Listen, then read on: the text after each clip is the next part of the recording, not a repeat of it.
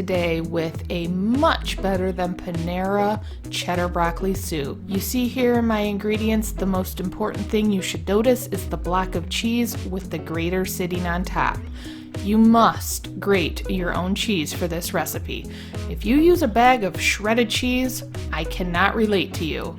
It will not come out to the right consistency if you do that. So please take the time and grate your own cheese. I beg of you. I'm gonna go ahead and start off with a simmering pot of salted water, and I am just going to drop my broccoli in, and we're gonna parboil that for about 2 to 3 minutes, just until it gets soft. After you've boiled it and stirred it around for a couple minutes, you're just going to want to shock that in some ice water to stop the cooking process. I've got my pot warmed up a little bit, and I'm doing this over medium heat. So I'm just adding a stick of butter in. I'm going to stir the butter around, start to get that melted down.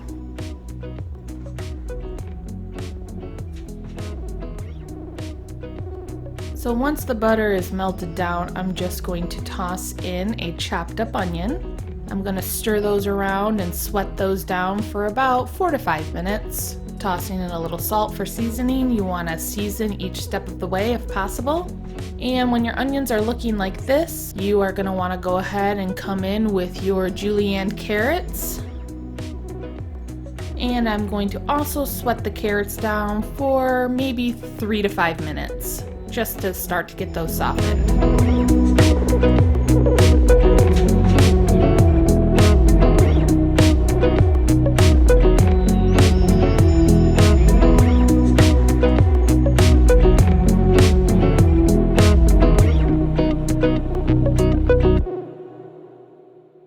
So my carrots and my onions are melded together with the butter pretty well.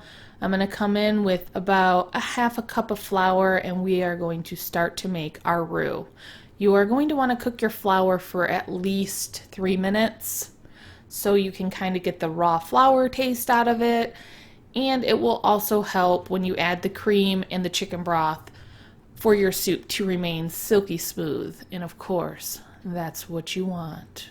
Make sure when you're stirring, you're scraping the bottom of the pan and you're stirring frequently. At this stage, you do not want to burn your flour. That will leave a nasty taste in your soup, and you might as well just start all over if you burn the flour. Here I'm adding a few cups of chicken stock, and I'm going to stir that around. And as always, all of the exact amounts will be in the description box below. So for this part, I'm really taking the time to scrape the bottom of the pot, any flour that's sticking down there, and you want to really get the flour nice and dissolved and everything nice and smooth in this step. So I do take the time to really stir it and get all the lumps out.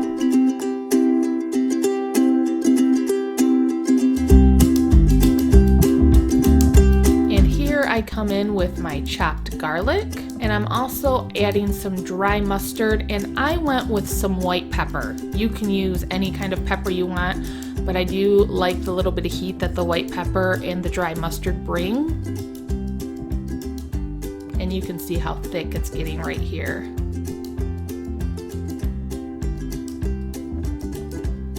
Now I'm coming in with our parboiled broccoli, and I'm dropping that in.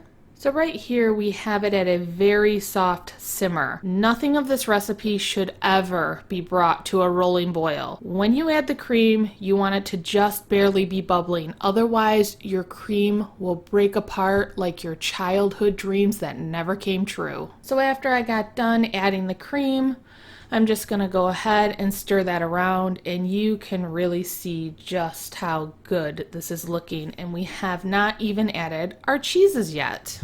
So the first cheese I'm going to add is a block of good cream cheese. And if you can't tell by now, this recipe is definitely not for somebody who's watching their waistline. This is a treat. It's rich, it's decadent, it's delicious. So I'm going to make sure that with each addition of cheese that it's all totally incorporated before I add the next cheese. And you want to stir it, and you really want to kind of use the residual heat of the pot. I mean, I probably have my pot on your lowest setting that you can, just to melt the cheeses in. because you do not want a grainy or gritty texture, and you will get that if your sauce is too hot. If it's boiling too much, it really will break apart and the texture will not be good. So here I am adding my block of cheese that I took the time to shred. I threw the block of cheese in my freezer for about 20 minutes. It just made it a little bit easier to shred. And you can use a food processor for it or a hand grater, whatever you have on hand, but I would take the time to grate it. So I'm going to mix that around and make sure that that's melted and incorporated in with our chicken stock and our cream. So I would say that probably took about another 5 to 7 minutes because it's on such a low heat. And this is what it will look like when it is done. It will be smooth, it will be silky, there will be no lumps. Look at that. That's what it should look like.